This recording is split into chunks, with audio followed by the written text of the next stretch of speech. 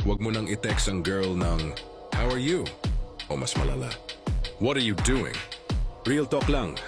Yun ang pinaka-common message na natatanggap niya. At kapag yan din ang sinend mo, isa ka lang sa marami.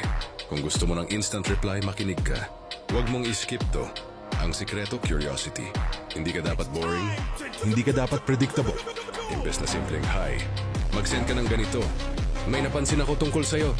Pag nabasa niya yan, mahihirapan siyang i-ignore. Magre-reply siya ng, "Ano yon?"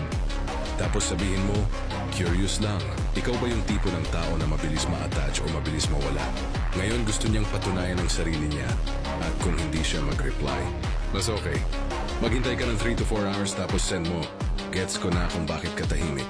Ngayon iisipin niya, anong ibig niyang sabihin? At doon nagsisimula ang attraction. Dahil ayaw ng tao sa unknown. Kapag nag-reply na siya, sabihin mo lang, "Di ko in-expect yan from you." Simple lang, pero may curiosity, may challenge, may confidence. Hindi ka needy, hindi ka desperate. Iba ka sa karamihan. Tandaan mo ito, ang pinakamalakas na message. Hindi yung humahabol, kundi yung nagpapalapit sa kanya. Gusto mo pa ng ganitong texting psychology? Comment part 2.